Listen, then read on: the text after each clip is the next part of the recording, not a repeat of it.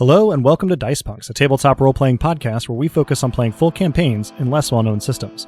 This week, in episode 52, our Nobilis try to get to the heart of the matter.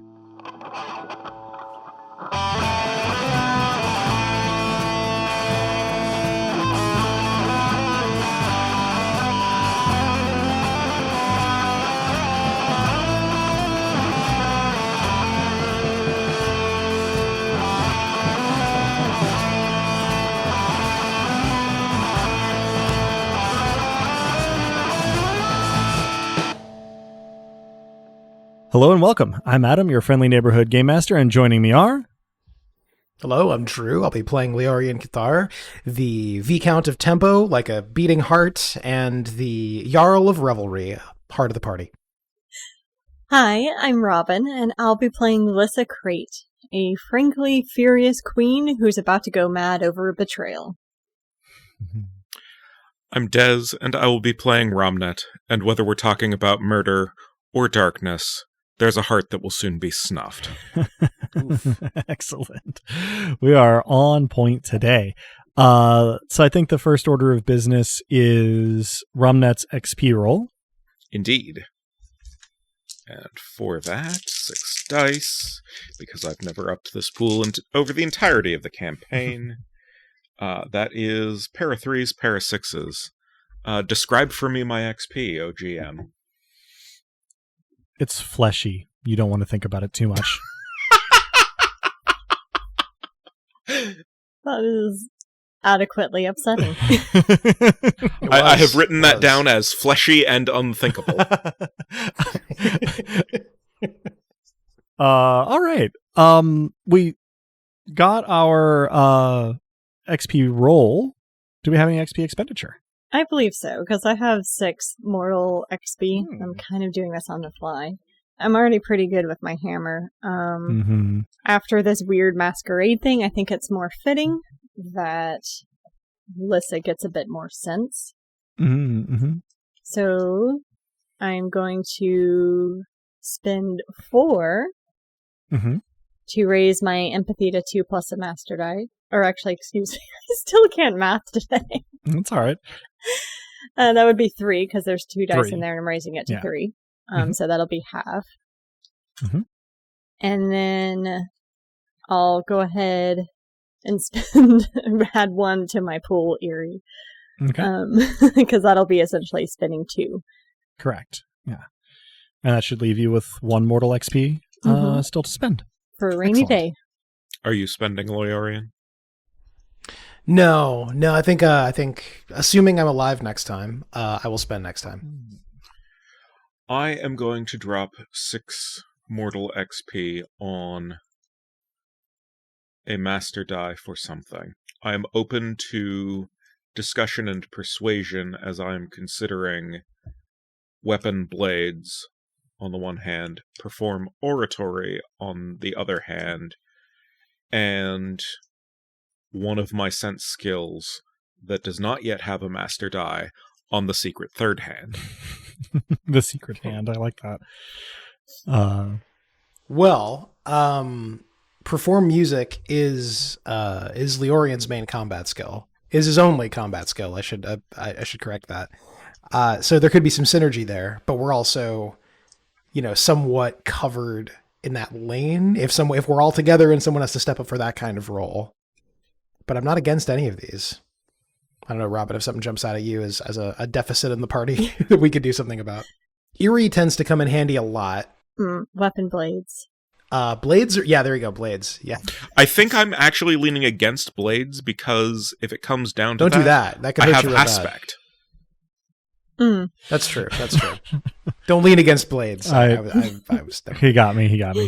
I was going to say, too, that for those not looking at Romnet's character sheet currently, his pool for Eerie is 8 dice. So a master die certainly isn't ever going to hurt. Yeah, but it's I have 5 sizable. in sense, so I don't really think that sense needs to get much better, but it's on brand. Sure. I think that and since I can similarly preempt whatever I roll on weapon blades, coordination and blades. So that's a pool of 4 for those not staring at my sheet. With 4 solid. 4 solid, 4 solid, but also I can just miraculously go, yes, I rolled 4 10s at him. So therefore, oratory. So I think oratory is probably the winner there. All right. It sounds that way. Yeah, since we have multiple kinds of lethal performance potential. Indeed. I have a one-track mind that usually 6 involves goes to things with 0. points and sharp edges. And that is 2 plus MD, but not the medical kind. A single-edged mind, if you will. A single-edged mind that also happens to have ADD. Yeah.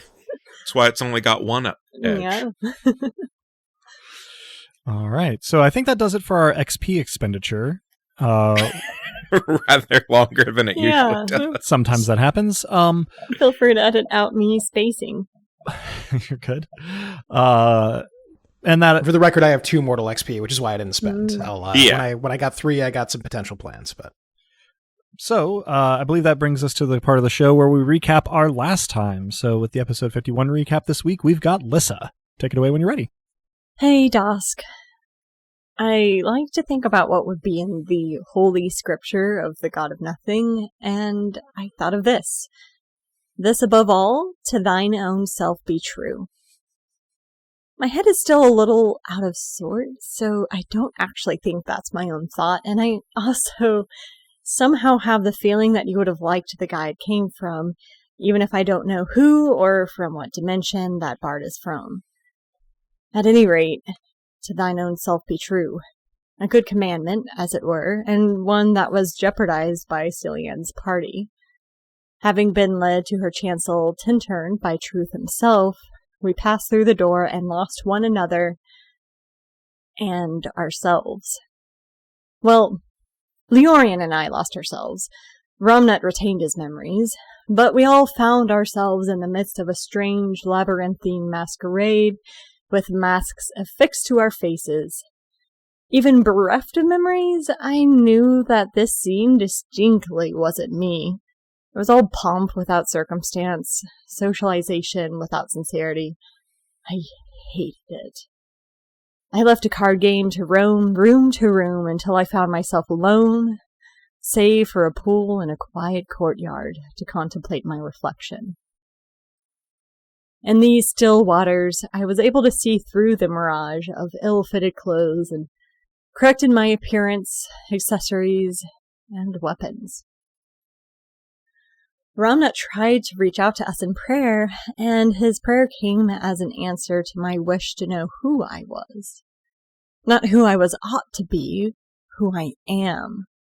And that is fury.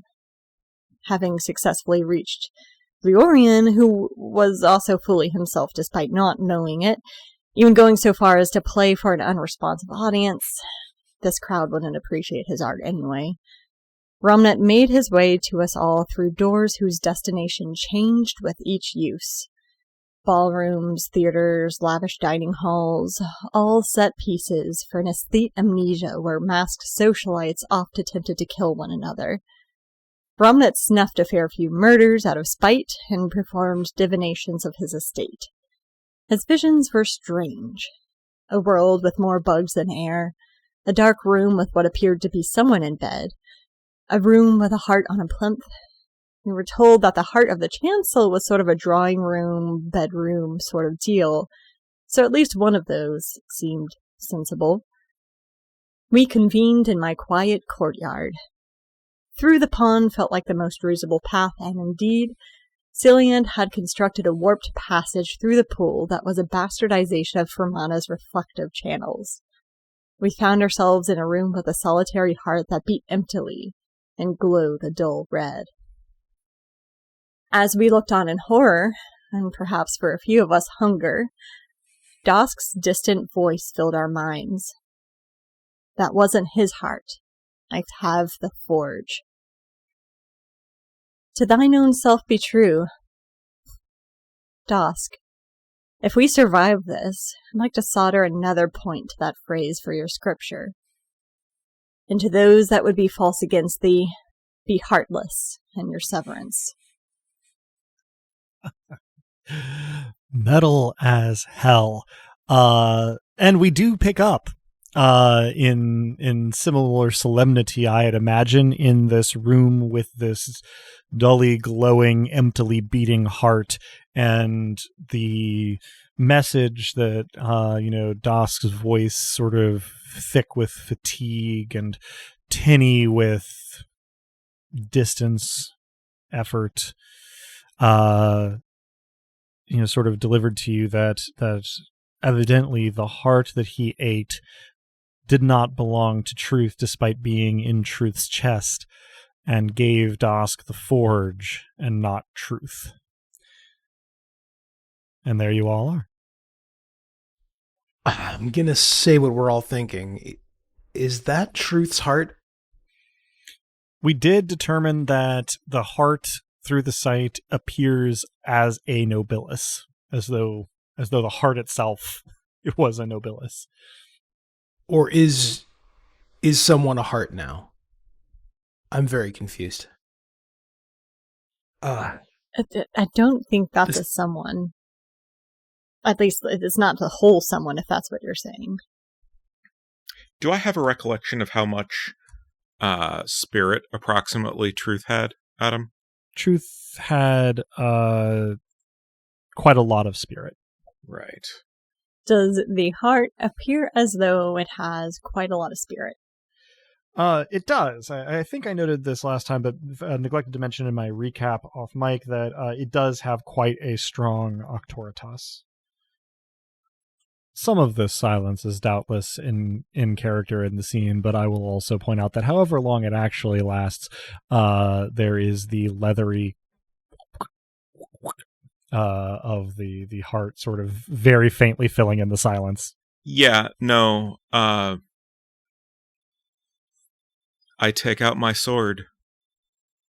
I use 5 miracle points for penetration and create a murder with it. Okay. I'm not just gonna dive in.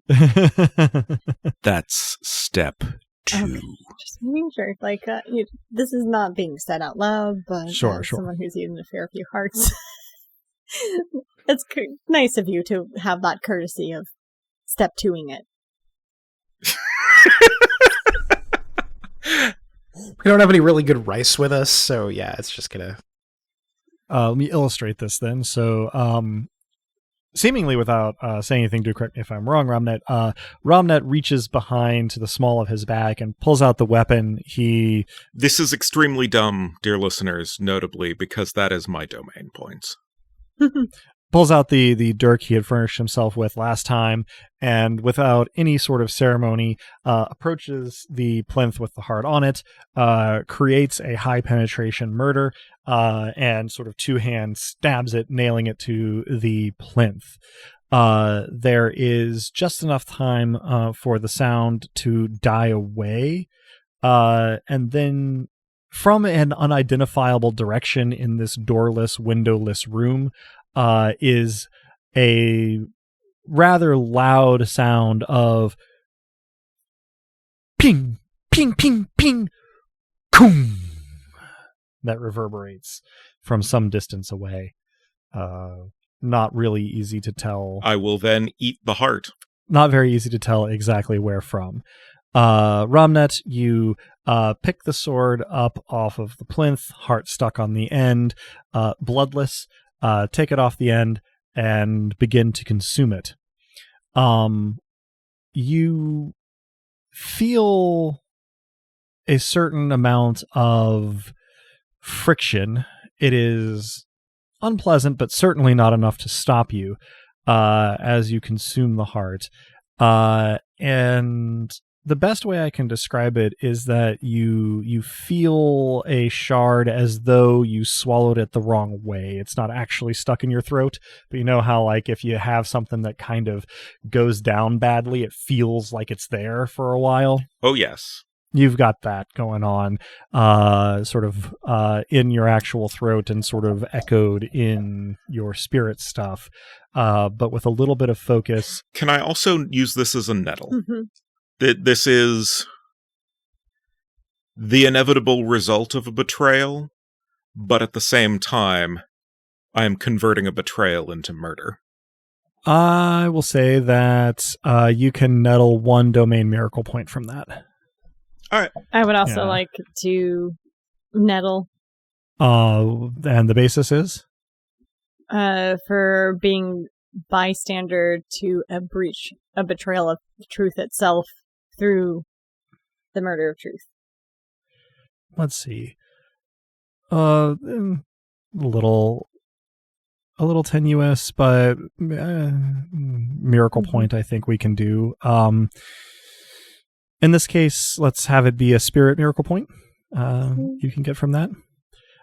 And Ramnet, you feel yourself somewhat uncomfortably, but not insecurely holding on to the domain of truth at 0 points. I don't think we had a choice. Of course not. That was part of her fun. But was seeing the looks on our faces possibly worth... I mean, you have truth now, yes? Yes. Terrifying and potentially helpful, so why give us that much? Why give us the forge, too? It's all part of a game.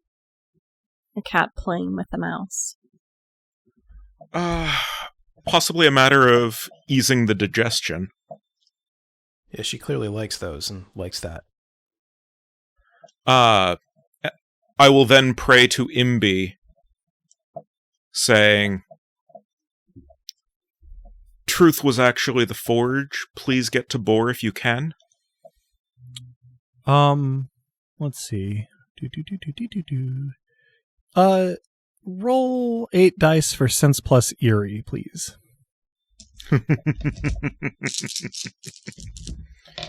Okay. That is 3 10s. You are able to immediately register that your prayer does not reach Imbi.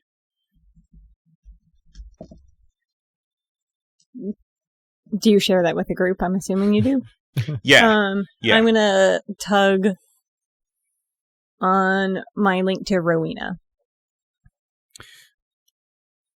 Make sure I can access her. Yeah, you don't seem able to. We're cut off. We need to get to Cillian. That's the actual trap here. And finish this.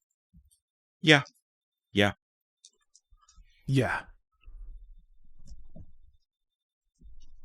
World Walker. Or, Truth. yeah, what Where do we go? Yeah. A divination of truth and World Walker. Okay, so a lesser divination is a level 2 miracle. And I have truth at 0, Correct. so yeah. I have 1 miracle point. Just World Walker, then. Okay, you look for paths out of this room, and you think by moving the plinth out of its current position, you will be able to get back to where you entered this room from, the pond courtyard. That appears to be the only path from this place to or from it. It's a start. Is this the heart of the chancel? No. Are the sounds continuing? No, the very loud sound faded after that last big reverberating boom. And currently it is, if anything, eerily quiet in this now quite dark, doorless, windowless stone room. Then, yeah, I'll shove the plinth aside. Okay. The small grunt of effort, you shove it basically over and there is a purely symbolic aperture in the floor below it. By using your sort of World Walker abilities, you'll be able to navigate through this aperture back to the I pond. hold out my hands. So you take your compatriot's hands and you change locations, vertiginously sort of emerging from this pool that reflects the night sky with 6 stars. The first thing you notice is there are now new sounds in the distance now that you've emerged from this pool. Mostly shouts, screams, and shrieks, as well as a fainter but very consistent hum of some sort. No one else is currently in this colonnade courtyard, though. I was not privy to the vision, but is this hum in any way reminiscent of the hum from the vision? Yeah. It could be reminiscent for those who had seen it, which I believe was just Romnet. Mm-hmm.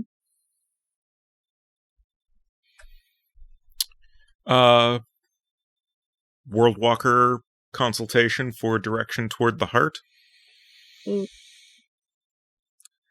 You run up against essentially a defense against exactly this type of navigation. It is on inspection an explicit and dedicated imperial miracle to prevent the heart of the Chancel from being located by path seeking. Basically the miraculous version of those radar jammers people use to not get speeding tickets. I try again praying to Imbi.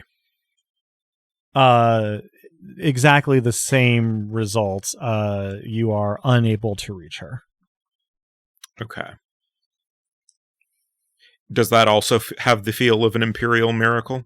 Interesting.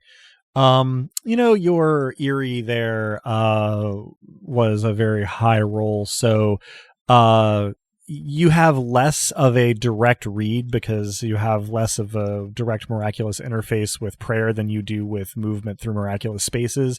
But you're definitely being blocked, and it seems like the best fit for an answer is that there is an imperial miracle doing it.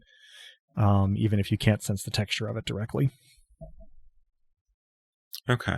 So we're here. We are sequestered here. This means she is probably making some move with her awake will, which means we need to find the heart, but there's an imperial miracle between us and that. Well, finding it that way. We could attempt to just overwhelm the miracle. We could, and here's a thought, I perform a lesser divination of revelry, innocently asking where my host is at this revel, so that I can greet her properly. A very basic request for any partygoer. Very interesting. Nice. Yeah.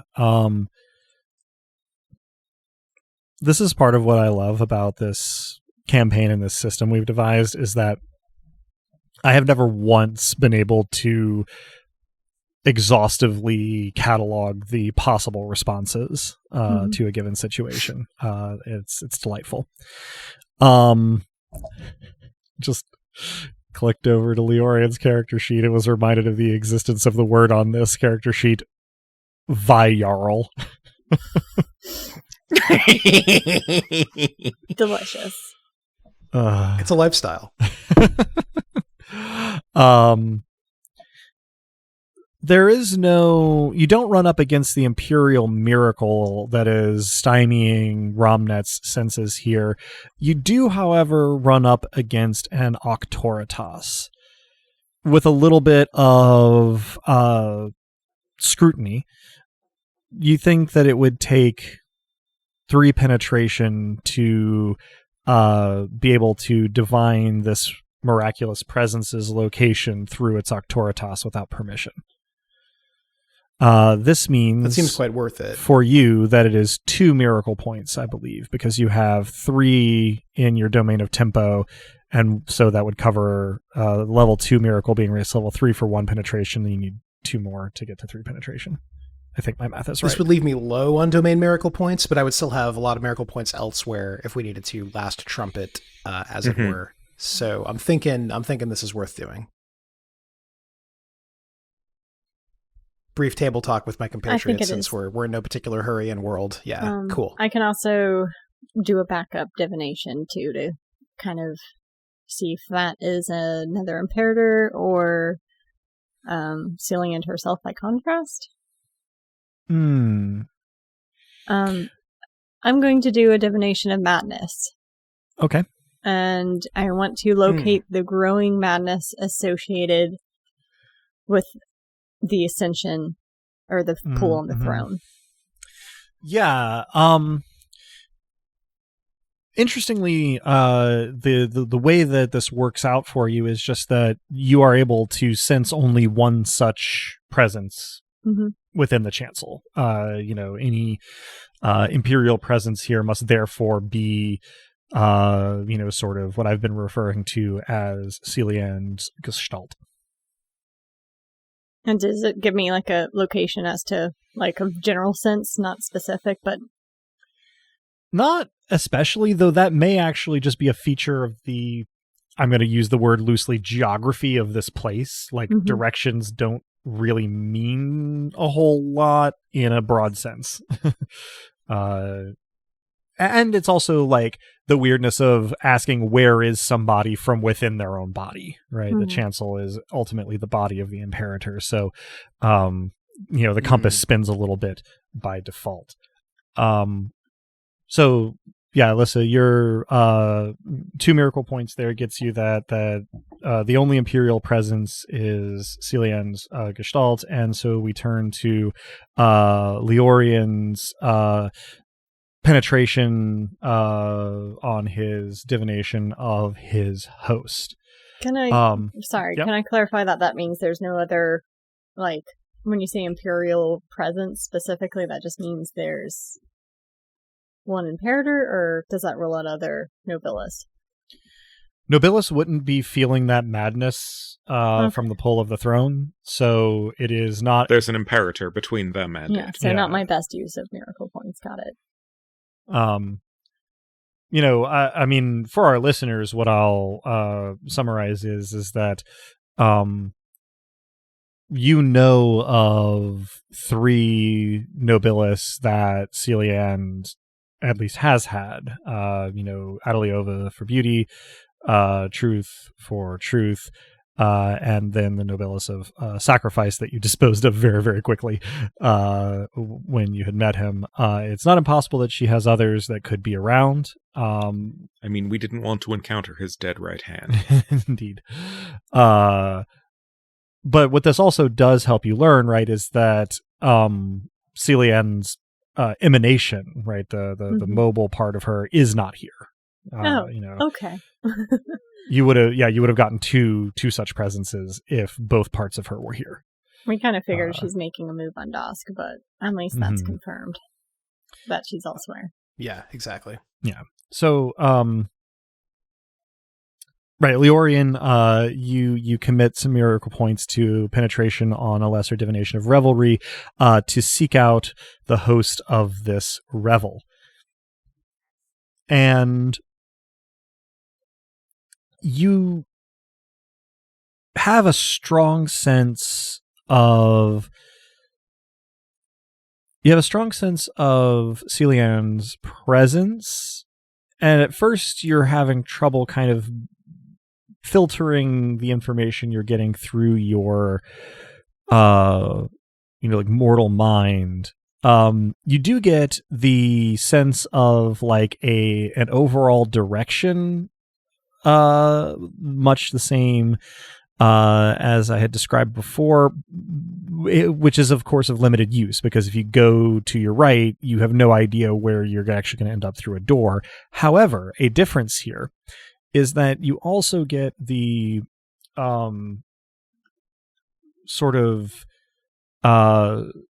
very clear perception of like the feel and the smell and the sound of like a light outdoor breeze with like hints of grass and wildflower, and it's coming from the direction of one of the doors out of this courtyard. I, of course, convey this to the others. I guess that's the way we need to head. Yep. And so you do. You head towards the door that this sort of meadow draft is sort of impossibly coming from. It doesn't abate. Leorian, you are continuing to, sort of get this sensation, and you open the doors, not the ones that Lissa had originally entered this colonnade from, nor the ones that Romnet and Leorian had entered through, but, more or less identical to those in construction and appearance. I'm assuming Leorian is leading the way here. So Leorian, you open the doors, and you are looking at a marble floored room with marble columns leading up to like a gallery around the outside with a wide set of stairs. There is a red, thick carpet trailing from a door to your right, up the stairs to your left to the gallery. However, a lot of that is pretty difficult to pay attention to because competing with the smells and sensations of a meadow breeze, which still hold up and have sort of shifted to leading you up the stairs into the gallery, there is also a hot sulfurous wind that is sort of what's the word I'm looking for here, whirling here and there through this room. By far the most arresting detail, though, is that there are swarms of what appear to be locusts gathering rapidly around the revelers in this room. You can see a couple already on the floor with insects crawling in and out of mouths and empty eye sockets, and others fleeing, swatting, falling, screaming. It is relatively appropriate to describe the scene as pandemonium. At current, there are a lot of bugs, but there are more pouring in through the doors to your right at all times. Do they have Octor time? Octoritates?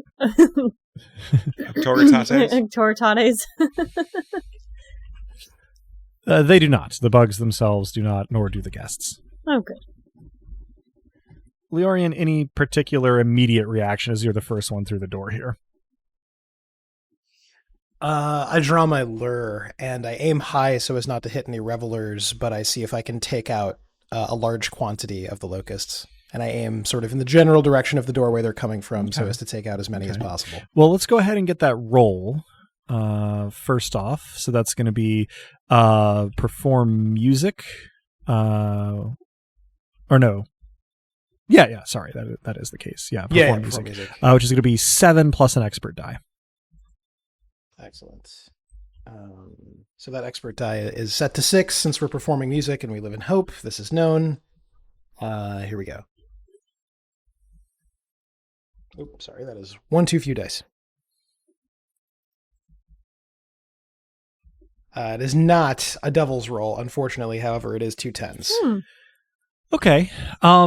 As you play, the sound is quickly swallowed by the droning of the swarm. And, the invisible projectiles that your lure casts out do knock a couple dozen of these bugs from the air between you and the doorway, and you do manage to avoid hitting anyone, but it is frankly a drop in the bucket. It doesn't, in the time it takes for you to play those notes, 3 times as many bugs as you have dropped have come in through that door, even with you aiming at it. Are they angry bugs? They're locusts. I don't know how you would tell if a bug was angry, I guess. Like, as the... Only Disney can do that. I don't know how you would tell if you were Pixar. Nissa. Yeah, exactly. I see. No, they don't have any emotions. They're just doing bug things. They're just doing bug things. Or they're doing specifically the Hashtag one bug bug things, which is attempting to consume the people in the room, very rapidly coming to include you, although as you might have predicted, the immediate effect of the swarms coming up against your Octoritas is for them to sort of thunk and then move around. So perhaps for the first time you can actually sort of see the boundaries of your Octoritas, sort of this egg shape around each of you as the air around your Octoritates fills in with bugs, and then they swarm past you and into the colonnaded courtyard. I am, since they're not angry, I'm going to do a lesser creation of fury and make them angry at the place, not the people. Okay. Just trying to clear the air a little bit and at least redirect them. It kind of works. Like, you do see their focus splits, right? And some start devouring carpet and draperies, some start like thudding into stone. It diffuses the aggression of the swarm among the various elements of the space, though it does not spare the revelers from their attention either, especially as they seem to be literally infinite. Like, there's just this one room that you're looking at, and even in just the relatively few moments that you've been looking at it, the number of bugs has increased dramatically and shows no sign of abating. Okay. I step into Mavia. Like, the transition looks as though I'm almost stepping through an invisible door. And just kind of lean on that lesser creation of fury to give us a bit more distance than our Octoritates. So it's not quite so clear where they start and end. Okay. Yeah, you buy yourself a little bit of extra breathing room, like a permeable barrier, as opposed to the impermeable barrier of the Octoritates, but a barrier nonetheless. He said Octoritates. He did. The record shall so reflect. Was I not supposed to? No, you absolutely No, were. I think it's just adoption of the term that I have asserted. I think I said last time I would defer to your superior knowledge of Latin.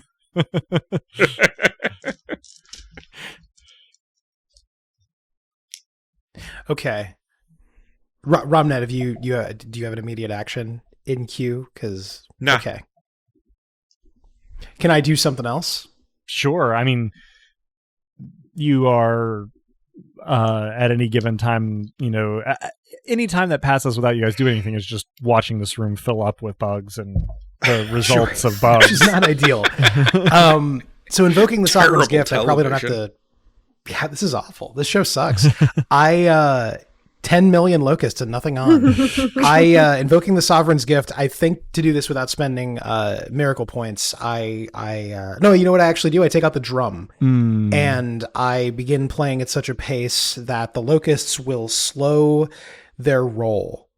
I play lugubriously, so what was a churning swarm, what that looks like, I suppose I leave to you, but they no longer move insect fast. They move something much less than that. The first thought that occurs to me as Leorian is that if their wings aren't moving fast enough, do they fall out of the air? I don't know, but I start playing. Now, this is probably not what you intended and probably not what is actually happening. But I definitely hear in my brain you playing like a relaxed reggae beat on this drum. Sounds like canon to me. And yeah, within this room and maybe a little ways beyond it, you're not sure how far the sound of the drum will carry.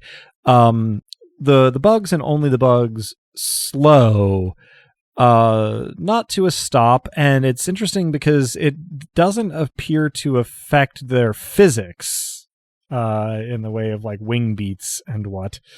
But they do sort of start moving in slow motion compared to other things. And a few people manage to escape the room in the sort of space that you've bought them. So now you have what appears to be sort of like a stately, if overly complicated, dance of bugs in the air. I'm getting music video vibes. Mm-hmm. Yeah. It's kind of nice, actually. We're nothing if not aesthetic. Highly aesthetic. It is Anachronistically, it's like when drones form an image of something, so it's like they're moving in a way that is not natural that moment before the image coheres. Yeah. They move like the wavelength of your music. Yeah, there you go. I also do just enjoy like taking the time to aestheticize people being eaten alive by locusts. Like which is honestly like terribly on brand for this podcast. I didn't want to spend too much time lingering on the absolute horror show of all of this, but certainly it has abated somewhat thanks to your aesthetic indulgence here. But the record shows the way my brain works, I won't be able to stop picturing it. So you're fine. The room very quickly empties of people who aren't already too injured or dead to flee it, leaving the three of you, the locusts, and the corpses, and the rapidly diminishing upholstery, thanks to Lissa's miracle. Although not so rapidly as it was, thanks to Leorian's drum. I suppose. I look forward to the rubber band snapback of this, and you going as if you were on speed without another small boy to teach how to talk very fast so he can approach his crush. That's that was kind of the optimal outcome. Hopefully that was one of my favorite weird GM like moments. I enjoyed it. That's my guiding star, of course, is like, well, it'll be fun here. So yeah, speed may be a benefit later. Who knows? That's true. So yeah, the sooner I can stop doing this, the less the piper will have to be paid. But yeah, we'll see. For the moment, I keep drumming because this seems like a useful thing to have them not quite so. If they're infinite, at least let's have them not be infinite and rapid. I take it we continue to follow the meadow-like breeze. Yeah, I would assume so. Moving into the room, up the stairs, into the gallery, following Leorian's nose and sense of feel, mostly. Nose feel. Are we exiting pursued by locusts, or are they going elsewhere? Well, you make your way up to the gallery and follow the sort of appointed path to what appears to be sort of a servant's door, in sort of an alcove, slightly concealed by sculpture. For the detail, we'll say this sculpture is of a variety of songbirds on a perfectly abstract bit of branch, with no identifying characteristics on it. But you go around that and you come to a closed door, so presumably the room beyond could be in any state. If it doesn't have any of the bugs in it yet, then presumably an open door would be a vector for them to travel through. How marvelous. We can ruin this party with locusts our host supplied. It was not BYOB. It's BYOL. Yes. It was bring your own bugs. Bring your own bugs. Sorry, I was slow to catch on to that. It's okay. I was not very. I was thinking clear. Bring Your Own Plague, which is BYOP. That actually has We are a become- good ring to it. I guess. I mean, this isn't the Mask of the Red Death, Drew. Sure. Fair enough. Different plague. Bad theme party. Terrible theme party. But I think it's been done. It sort of has. It's true. Trite.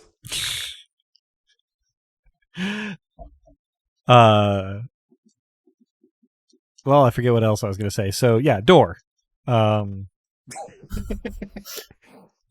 We use door. It's super effective. Until we're through it, I'm going to keep playing. Mm-hmm. Yeah, let's use door. Let's hope it's super effective. Keep drumming. As you go through, there are the locusts that are moving slowly enough that if you hurry, you may be able to close the door behind you before more than a couple get in.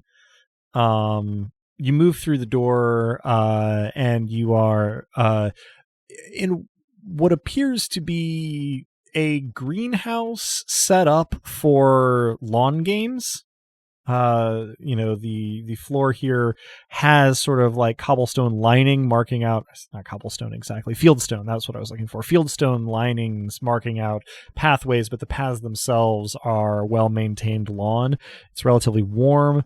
And sure enough, no bugs other than the, 2 or 3 of it, came in along with you, have made their way into this room. No one is immediately in evidence, though you can hear the burbling of a fountain or waterfall or something. The sightlines, however, are not especially great because of the various plants and topiaries that get up quite high and define sort of the area in between the paths. But if you look around and up, the whole room ceiling walls seems to be done in panes of glass connected by lead and solder. The light streaming in seems to be that of like a late morning. Is there an Arctoritas protecting the obstacles to just plowing straight through here? Seems entirely mundane.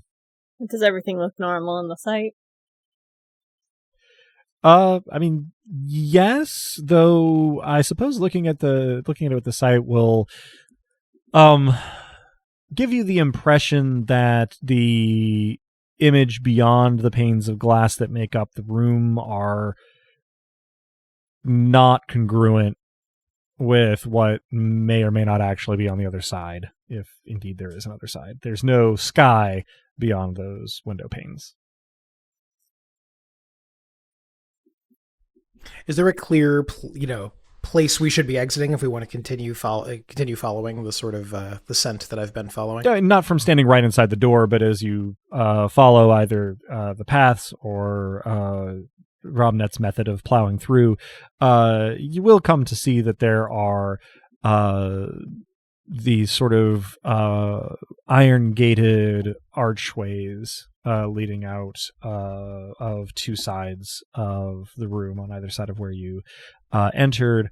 One leads into a stone wall, and the other leads out through the glassed-in wall. As far as you can tell, this is just a really chill, pretty garden space that doesn't have anybody in it currently. I've stopped drumming in case that wasn't clear, but for the moment I hold the rubber band taut. Mm-hmm. I'm not moving at super speed. In case the listener doesn't recall, I simply can't use the drum again until I pay back the speed deficit. And the longer I wait, the itchier I get. But holding on to it in case we need it momentarily. So yeah, in relatively short order, you've come to the door that you would need to proceed through, which is the one that seems from here to lead outdoors. And is the threat here that there's no threat? This one feels strange. I kind of want to, before we go, chuck something through the glass. You can pick up one of the pieces of fieldstone extremely easily. Yeah, I have aspect 2, so I lob it as distantly as I can through the glass on the other side. All right. You hurl it through the glass. It breaks several panes, seemingly effortlessly, though that sound is almost drowned out by the sound of bugs rushing through the hole you've made and into the space. They immediately begin to dine on the vegetation and beeline towards you, or locust line towards you. But, of course, your Octoritas is helping keep them at bay. Well, I guess we'll peace out quickly through the door or the gate, whatever barrier.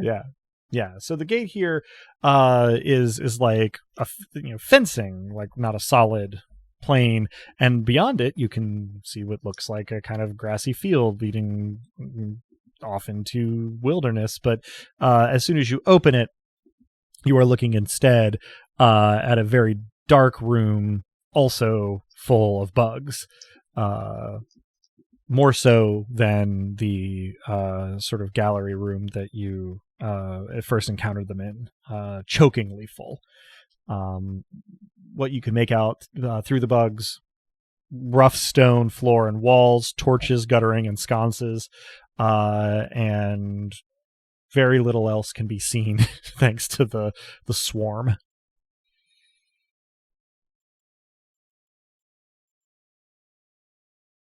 Is there more bugs in here currently than there were in the previous room? Since your fieldstone let bugs into the garden, I think we can look at, in the next 15 seconds, total saturation of both the garden and the room you're headed into. As full of bugs as they could possibly be, and still have the bugs be able to beat their wings. Honestly, on the hopeful assumption that these are not of Sealand's design, I wish them very good eating. I have a suspicion that they are behaving in predatory fashion, so I will do a creation of fury in the ones that are currently in this room, since I assume they outnumber the ones that are entering the garden, that they are missing out on the feast in the garden, and send them on their merry way as long as the wave does not start to tip away in our favor. Okay. Yeah, the bugs in the room before you start to rush past you as well as they can into the garden, though this seems to do a fairly minimal amount to lessen the number of bugs in the room you're headed into, because they seem to be also coming into the room from elsewhere still. Okay. I think we are dealing with infinite bugs rather than infinite monkeys at typewriters. Mm-hmm. Okay. This is much worse. We need to give them frankly. typewriters. That's what'll solve then, this. Yeah. Give the bugs typewriters. I urge that we make haste then. You forge onward through this room following Leorian's senses, and you have established essentially a pattern now. This room actually appears to have been something of like a dungeon set piece, with sort of staged, equipment of captivity and torture here and there, making it somewhat darkly ironic that there are some essentially mostly skeletonized corpses kind of scattered along the way, thanks to the efforts of the bugs. But you do find your way to some stone stairs leading up another door that leads into another bug-choked room, a sort of informal listening area for a musical ensemble that is very dead. Yes? How many chanceling murders are there in here? In this chancel? Because there was the one outside that I entered to no particularly great effect. So you sort of cast your murder senses out, and you are a little taken aback at what you find, which is that there have been murders on an ongoing basis in this chancel for an amount of time that you cannot really spare the time and attention to calculate currently, but quite long. And each of the murders that has been done here has gone toward maintaining and reinforcing the chancel. It is currently in the thousands, maybe tens of thousands. So it would probably be a greater destruction of murder to end them all. Yes, and if any of them are located in the heart of the chancel, you would either need to ignore those or try to be within its sphere before you did the destruction, cool. because Thank you wouldn't you. be able to reach those from outside it. Yep. Thank you for that additional coda. Yeah, well, I mean, it was your divination previously that sort of scouted that out, so it's fairly instinctive, intuitive. That's the word I'm looking for, to put two and two together there.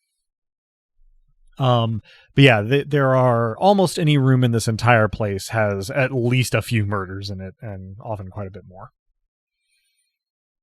How fucking awful. That is in character.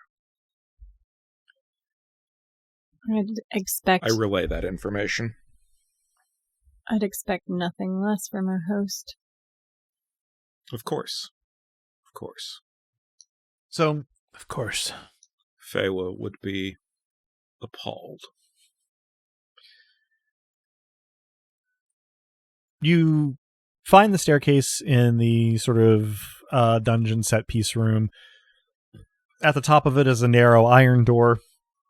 You pass through into another bug-choked room, sort of seemingly informally set up for a concert, audience and musicians alike, stripped to the bone where they sat.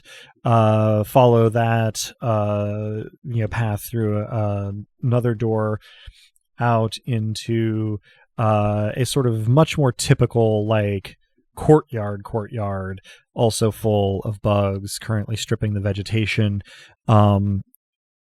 As you proceed, not only are you finding each place choked with bugs, but also the sulfurous baked smell is more and more prominent, and the hot wind that carries it more and more ubiquitous. Though, Leorian, you never lose the trail here of your divination until eventually you come to the antechamber that Romnet had encountered before, where the welded shut iron door was.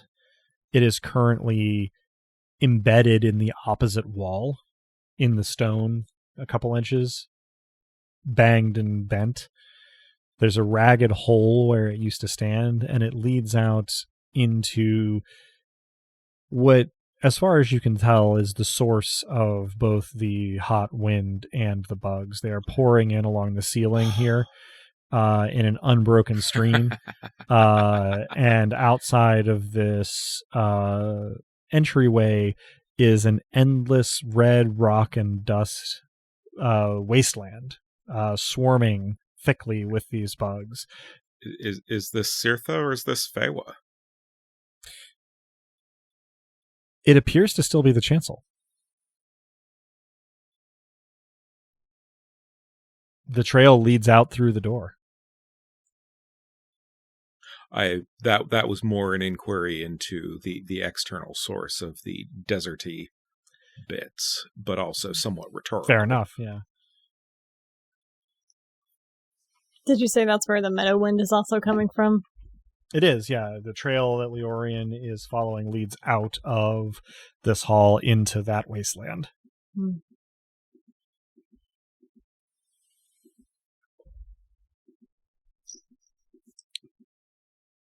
I pray to Ventis for safe passage.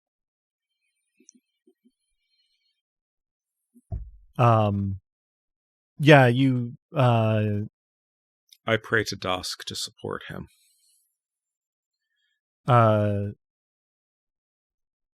You both feel probably that your prayers are stymied, as they have been, but the gesture is made nonetheless. I put out my hands and if my companions take them, I let the rubber band snap, and we begin traveling fast. Yeah, you I'd like to quickly put in here that it's not a hand that you find when you extend, but a tentacle. Right. I am very certain that I politely do not jolt when I feel it, but I'm wrong. It feels kind of like a serpent in your palm. And you know what I actually do? I feel it, I jump slightly, and then I look back and remember, oh right, Mavia, and then everything's fine. And you're off. Ish. Trailing your companions, and you are running at essentially a normal speed, just your normal speed is out of sync with the goings on around you. It is unfortunately the nature of Auctoritates that the bugs can't splat on them like a windshield, but they certainly would if they were able to. And you follow this trail. You follow it rather quickly out of sight of the very stark edifice that you're leaving. Certainly not a building that physically contains all of the spaces within it. It is just sort of drab gray stone, windowless, with a dome somewhere set back in the center, and where the doors used to be facing this way. It's a somewhat uphill incline as you follow the trail, and by the time the drum wears off and you slow back down, you find yourself sort of threading not exactly a path, but a path of least resistance through rock and dune and scree. And now you've come to a place where the wind has made rock formations, sort of Badlands style. You don't have a good sense of how close or far you may be from where you are being led. But even with the swirling hot wind constantly blowing dust and sulfurous smell and bugs, the bugs are ubiquitous here, as they were indoors. None of that ever diminishes your sense of this sensation. So you have a journey now at regular speeds, unless I suppose you miraculously bolster them in a separate act from the drum. And a journey of indeterminate length ahead of you. So if there's anything in particular that you would like to do or discuss while you travel, let me know either way, or rather, if not, then we can sort of abridge that bit. Yeah, I certainly expedite our travel on the level of ghost miracles, but I save any greater expenditure of strength than that for whatever lies ahead. I also attempt to expedite our travels by making the bugs in front of us furious that they're being used as a tool of impeding our progress. And so part the bug sea, as it were. As we pass any places where the bugs have been used as an implement of murder, I try to harvest some of that energy. Okay, that's...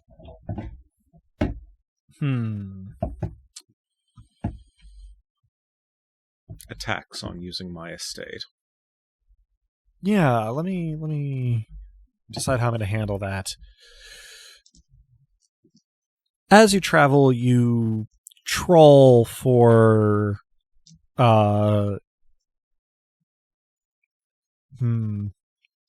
unauthorized murders. How about that? Yes. And over the course of the journey, you manage to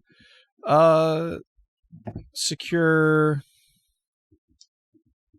3 domain miracle points slowly over time. I just rolled for it.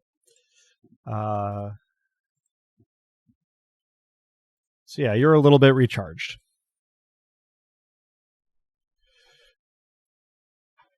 Eventually on this journey, you've climbed for a long time. And the going gets rougher, and the landscape gets sort of more implausible and dramatic, though it is still made entirely of red sand, red stone, sort of scree. You haven't seen a plant or an animal other than the bugs, though you have done a reasonably good job navigating the bugs, due to your miraculous natures and miracles.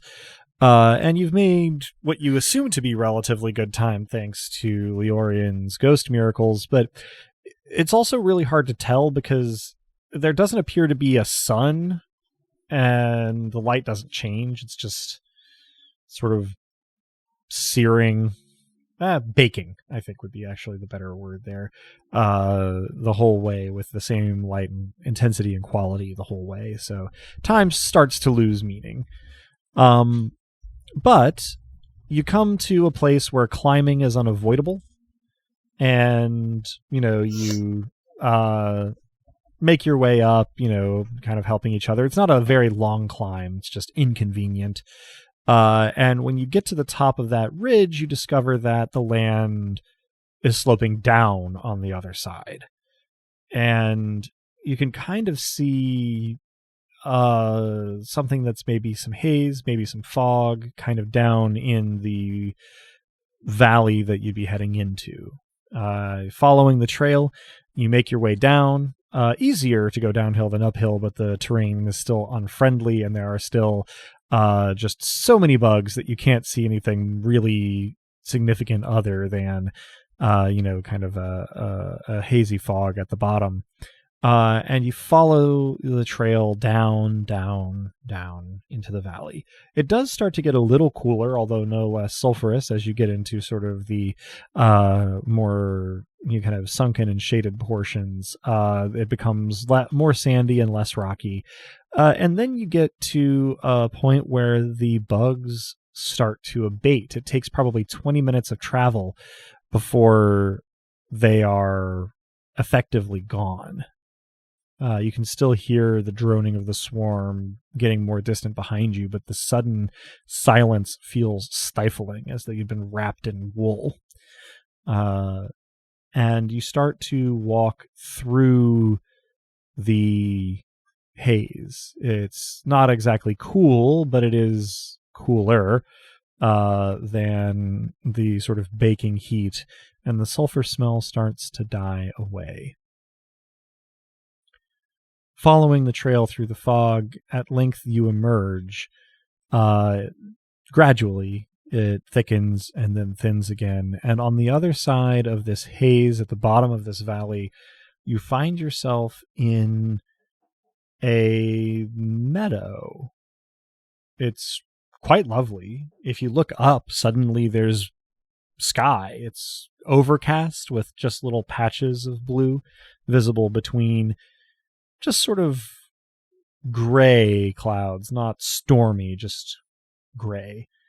Some sunlight breaks through, sort of patterning the meadow in front of you, and there is a relatively strong breeze that sort of ripples the grasses and wildflowers, which are lovely, though not so healthy and thick as to be picturesque.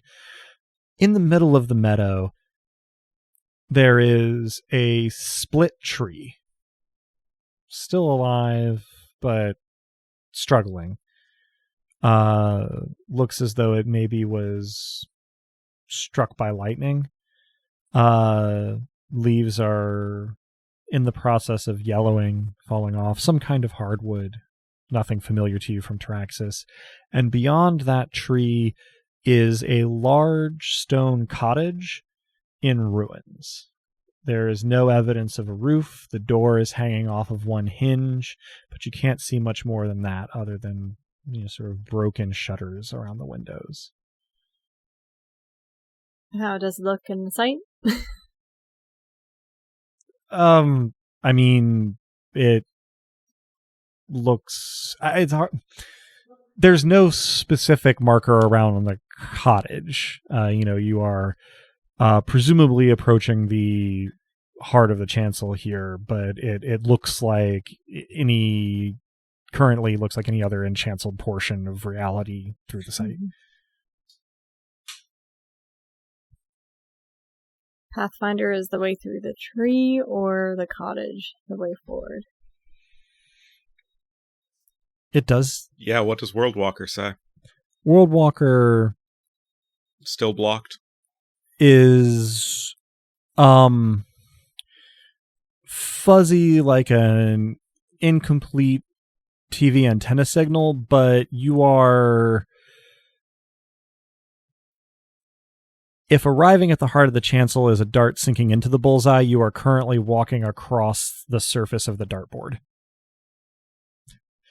You are proximate to the miraculous barrier. Leorian, your path ends here. The sensation you were following was the sensation of this meadow. So it is now. Yeah, I convey that guys. to the others. I say that this seems to be as far as my instinct can take us. I will walk midway between the tree and the cottage. Mm-hmm. So you approach and the cottage is like sort of, the tree would be Sure. in the cottage's like front yard, right? It's quite close. It looms over the cottage. So you sort of walk to one side and then sort of between the tree and the cottage, and you don't sense a shift in your relationship to the Chancel's geography during this. Does the tree go anywhere? Or is it just a tree? Seems to be a tree. Okay. Sorry, I was misled by Lissa's suggestion of tree as possible, like... It was probably worth investigating. Mm-hmm. You never know. Yeah, Yeah. split tree, notorious gateway, Yeah. they thinking. Oh, yeah. For sure. Yeah. Well, I think we go into the house. All right. Mhm. I make sure to keep hands with the other two. Sure. Yeah. Hands are tendrils. This and Hands Hands, are nearest asterisk. available equivalent. Mhm. Yeah. Hands. Yeah, exactly. Hands. the doorway into the cottage seems to be the second doorway, along with the one that exited the revel in this whole place, that just leads where it looks like it does. It's just an uninterrupted journey from one place to another. You step into the cottage and there's warped hardwood flooring with grasses and vines growing up between them and along the walls respectively. Not in such a profusion that it is indistinguishable from being outdoors necessarily, but you can look up at the sky through the ruined ceiling, just some skeletal rafters, most of them have collapsed. What's interesting is that even in this sort of entryway, this is larger than any cottage of this style that you've ever seen in reality, and laid out somewhat oddly. The construction is rustic but spacious, and the furnishings don't appear to have been weathered at all. There is a small wardrobe to your right as you enter, and then a couple, sort of empty doorways. Let's say they do not have doors in them, to the front and to the right. And there is decoration, sort of a flower wreath in pretty good state hanging on the wall to the left. There's a shelf with a variety of footwear on it a little further in. All of this is in very good repair, as though it had been just put there. Do I still sense that we're merely in the chancel rather than in the heart? My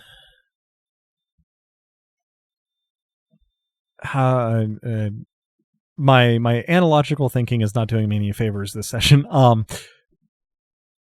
You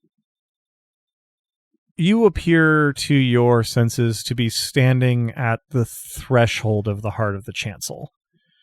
You have So we need to get to the bedroom. you have not entered the specific space, but this would be akin to the stairs down to the well in Fermata. Sure. So Sure. I guess we head to where the bedroom would most make sense Mm-hmm. in the layout. You move through the cottage, sort of looking for the bedroom. The layout doesn't make a ton of sense for an actual living space, and sort of as you move, you sort of find that these rooms are broadly sketched and seemingly single purpose. The room that you move into next seems to be basically a dressing room. It has a closet, nothing really much in it, but shelves and hanging rods in good repair. It has a vanity with a very expensive mirror, and quite a few ornamental flourishes sitting there in, again, it's completely unweathered. In fact, while you're moving through this room, it starts to drizzle. And you can see the furniture getting wet. So if it's been here for any amount of time, if this was the real world, it would have weathered. It would have, cracked, peeled, dulled. But it hasn't. There's even a nice carpet in that room. You sort of move to what you assume at first will be like a bedroom based on the layout, but it turns out to be like a small library with a single chair, sort of worn only by occupation, with a little end table next to it stacked with books. All of the books are in good repair, though they don't have any sort of titles or writing on the outside. They're just bound in cloth and on the shelves and stacked on the table and on the floor here and there. And again, getting slowly dampened by the drizzle, but you wouldn't imagine that they'd been there for long, despite the fact that this cottage clearly has been ruined for a while.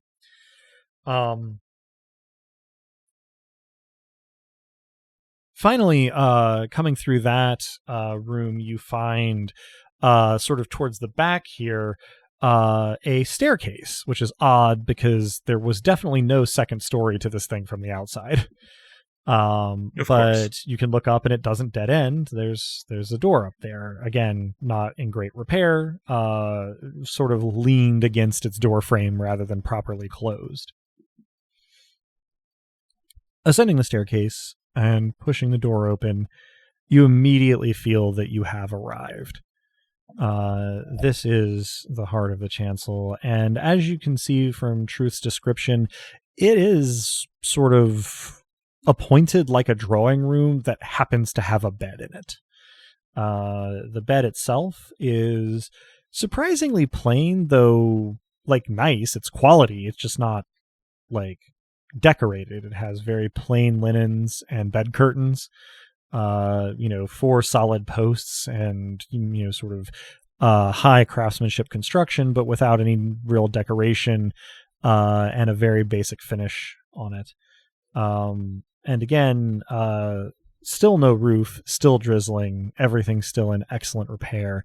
You can see the bed has an occupant that it does not take very much to identify as Celiand, but not as you've seen her before.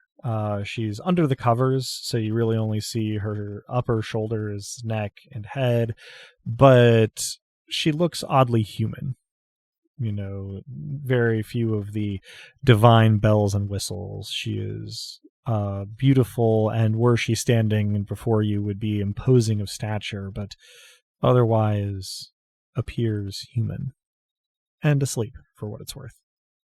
Would I need to penetrate Noctoritas or anything to unenchancel? Disenchancel, I suppose. From here, you should have access to the murders that you need to use a greater destruction to get rid of them, which would be level 8 miracle. Yep.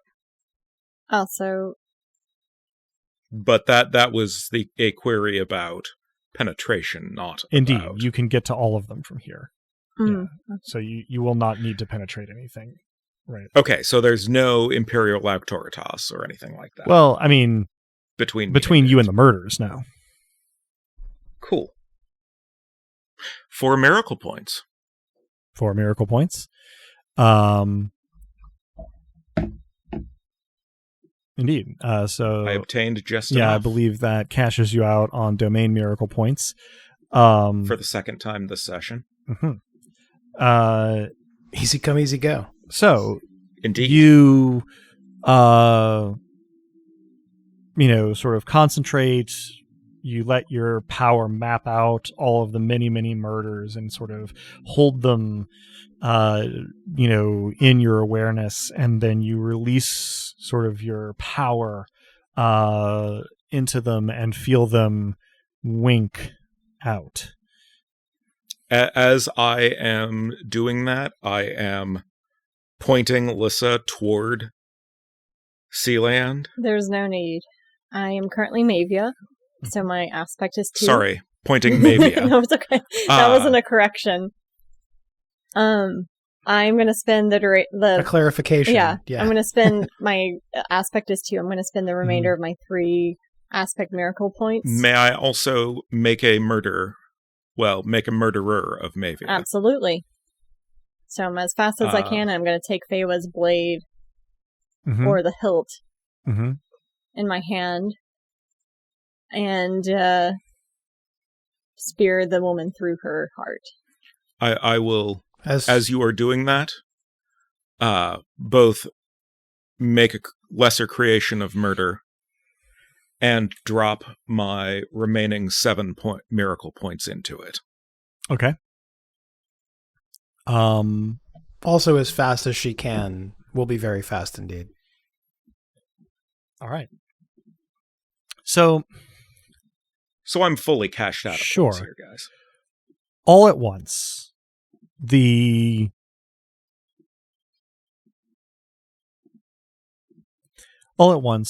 sky changes to full-on storm clouds, and the rain in one moment is a drizzle, and in the next is a pounding rain, as Romnet's destruction of murders returns you to wherever this was in the real world to begin with.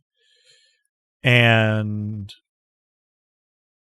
effectively, simultaneously, Mavia takes the bloodstone hilt that had belonged to Feywa, and as she stabs it into the sleeping woman, it elongates into a needle, piercing Celian's heart with lightning quick speed.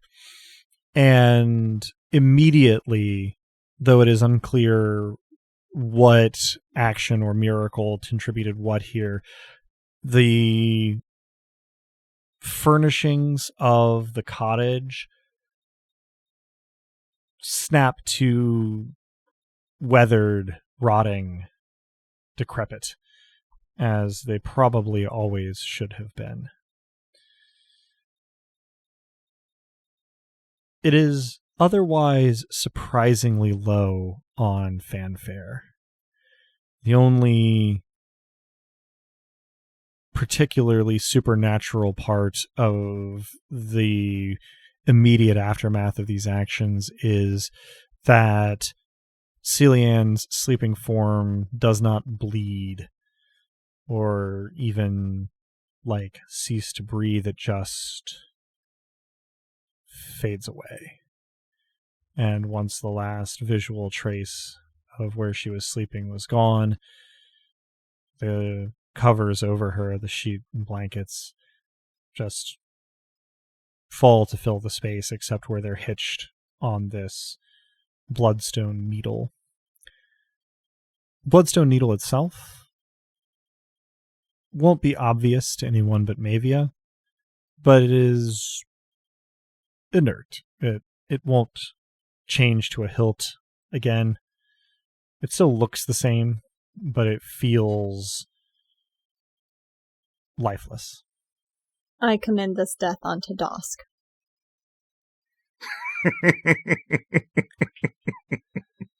As you do so, suddenly all three of you have sort of a immediate cacophony of competing and unintelligible voices that lasts about 4 seconds and then is silent. It would appear that the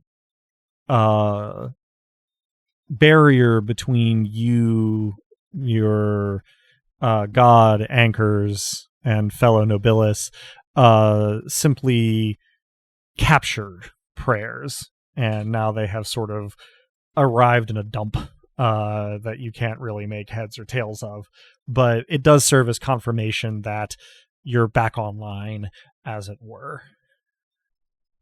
Dusk, you okay? This time, you understand that your prayer goes through, but let us say for a little bit of poetic license, the response that you get from it is...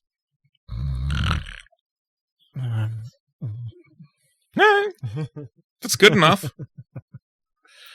Were there any in the influx of prayers? Mm-hmm. I couldn't get the meaning, but I could get who was sending them? Not really. I'll check in on my brother. Okay. Just sort of poke in, not really like expect a long conversation or anything. Sure. You sort of bounce in, and he is eating probably lunch, you have to guess. Currently sort of scooping some preserves onto a spreading knife. If he seems okay, then I will leave him with a sense of relief. And so you do. As the impression. Mm-hmm. I'd like to briefly look through the eyes of both my anchors. Okay. When you say both, are you including Kea in that? You have. Oh yeah, that's three, right. yeah. All three of my anchors. Just a quick glimpse to make sure that all is well. Sure. Poor Kea. any particular order there? Not that it's going to matter a ton. I'll do Rowena first because that's closest to home base. And then Kea and Varric. Okay. To get multiple views of hopefully that little where Ringless is. Mm-hmm. Rowena is looking at a book in the room you left her in with Dosk. Kea is standing outside of the nightcap, kind of looking up at the sky through the towering trees that surround Fermata, and seems to be looking for something, though you don't get, like, as you hop in, she's not got her body is not experiencing like adrenaline or anything that alarms you there. I quickly ask, is everything okay? She sort of jumps. She says, "Oh, milady, I think so. The wind has stopped for the first time in quite a while. I think perhaps Lord Rymulus has moved on at last." I'm going to abort my plan to check in on Varric for now, because I assume that if everything's okay with Kea, Varric and her are kind of proximal. I'm going to pray to Rymulus. Okay. And ask if he is well. All right. You pray to Rymulus. Are you well? And you sort of sense that it goes through, but you do not get an immediate response, which is usually an indication that whoever you are praying to is engaged in some fashion. and presumably he'll get back to you when he can. I do relay my findings to the others. I say that Sure. per Rowena and Kay, everything seems well, but Raymolus has left and does not seem to be responding to prayer.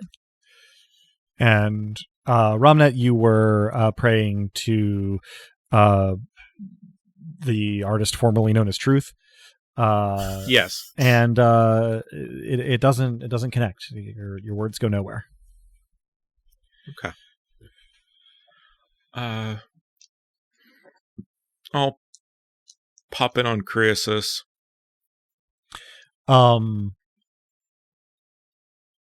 Croesus is currently it's late afternoon, early evening, and he is at one of the taller parts of Lud Manor, looking out towards the sea.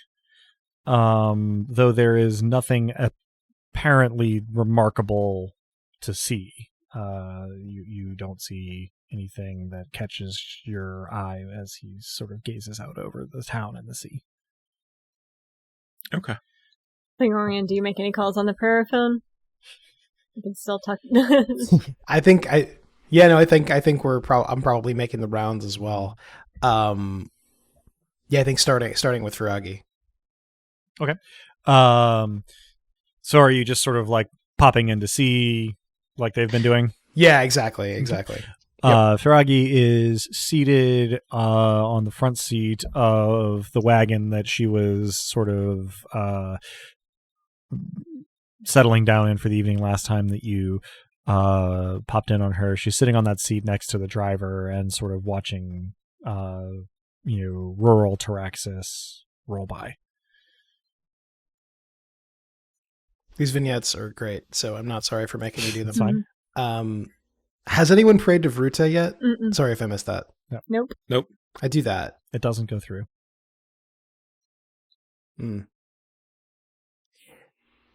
I check in just as briefly on Keelio. What would Keelio be doing?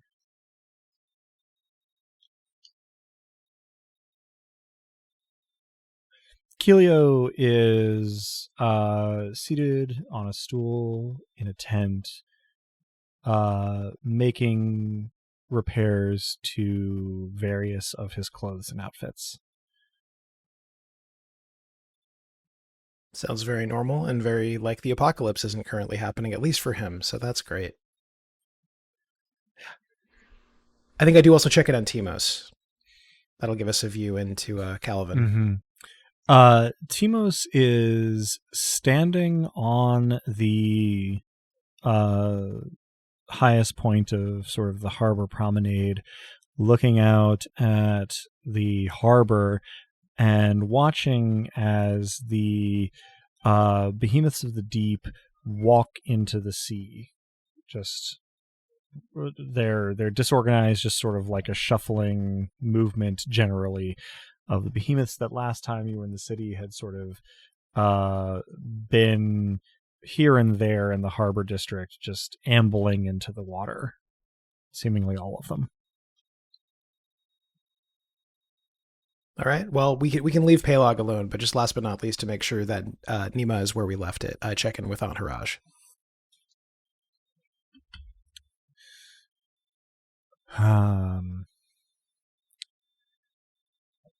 She is... As I mentioned, I'm not sorry. Yeah, no, that's fine. She is in her parlor and pouring herself a glass of tea. A glass? You don't pour tea into a glass. A cup of tea. Good Lord. Pouring herself a cup of tea. I don't bother any of them any more than I have to, Sure. but I report to the others that all seems to be well. Do you talk? At least in those particular Other than places for Vruta? those particular people. Other than Vruta, Yeah. you took the words out of my mouth. Yeah, no, all seems to be well for those particular mortal people in those particular places. So whatever tumult is occurring hasn't touched those who we call anchors as yet, but we may want to see about what's going on in Bor rather urgently. Yeah. I will pray again to Imbi. Mm-hmm. Yeah. What do you say? We may have killed Celeand. We hope we've killed Celeand. I hope that you are well. If you could reconnoiter with us in Bor when you can, that would be wonderful. Immediately you get a response from Imbi that says, "That is well, for I have had to leave for Mata." What happened? We will talk in Bor momentarily if all is well. Very well. I pray. I relay this and, yeah. Go ahead. I pray to Opatia and repeat the information about Ruto not being responsive, one of her new familia. We may have need of you in Bor. Something might have happened. We hope we killed Celeand, but we're not sure. After a couple of beats, you get a distracted sounding reply that says, "I will be there as soon as I am able."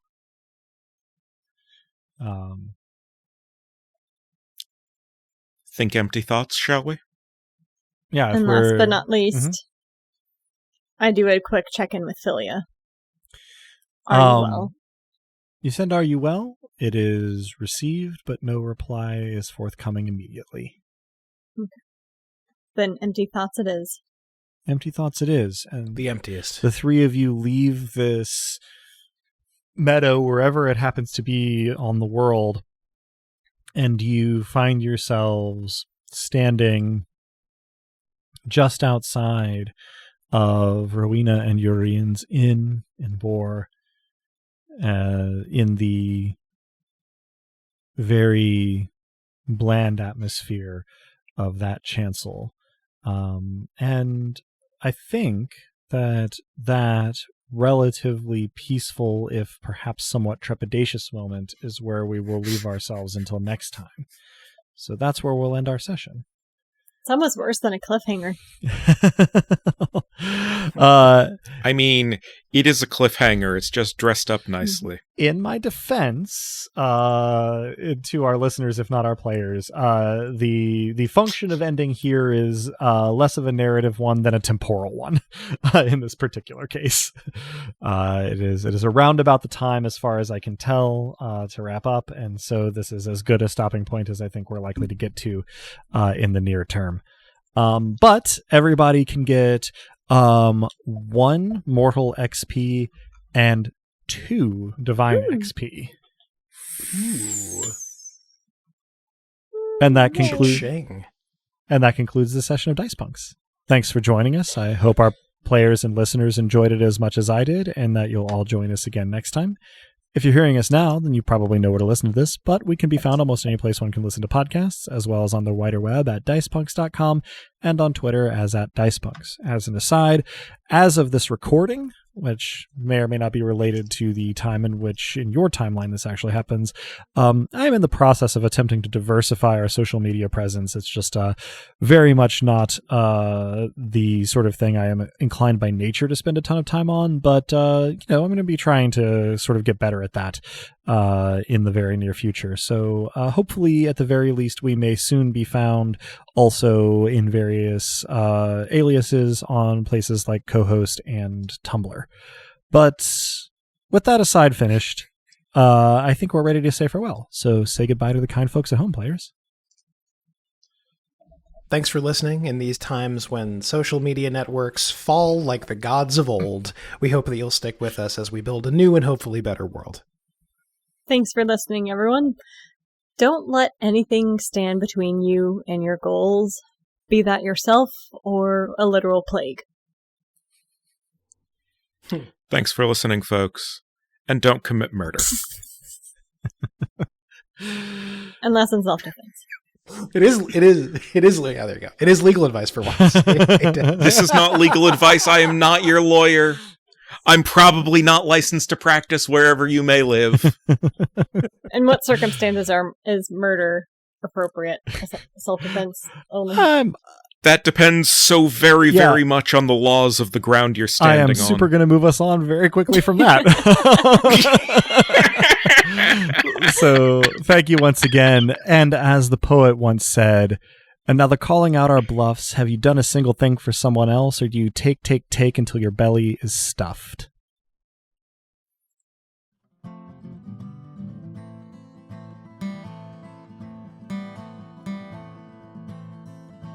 Thank you for tuning in, dear listeners, and stick around through the admin stuff for lines from Lissa.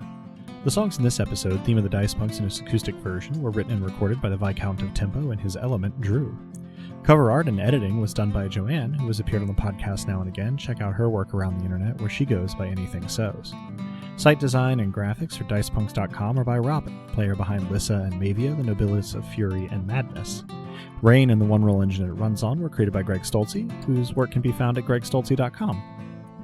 Nobilis was created by Jenna Caterin Moran, who can be found at afaransunlessland.wordpress.com. Links to both systems and authors can be found on the Punk Grimoire section of our website, dicepunks.com. Thanks so much for listening. If you liked what you heard, that's reward enough on its own, but if you're so inclined, you can help us out by rating and reviewing us wherever you listen to us, telling your friends who you think would like us to give us a listen, and even by heading over to our Patreon at patreon.com/dicepunks, where we have fun rewards to backers, including patron-only Discord, and access to Dice Peak's after show for episodes 1 and following. Regardless, we hope you'll tune in again, and until then, remember, subtlety is for cowards.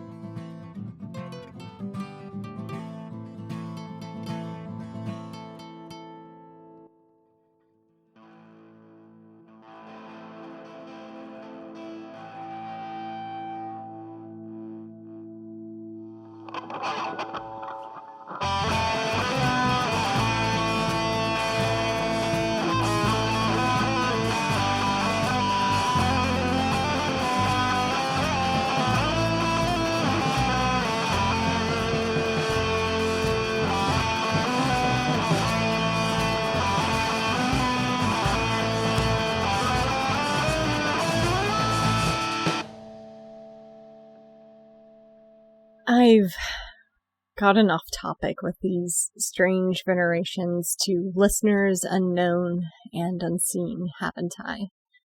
Let's see. What lines haven't I shared with you? Have I told you what my shirt is made of?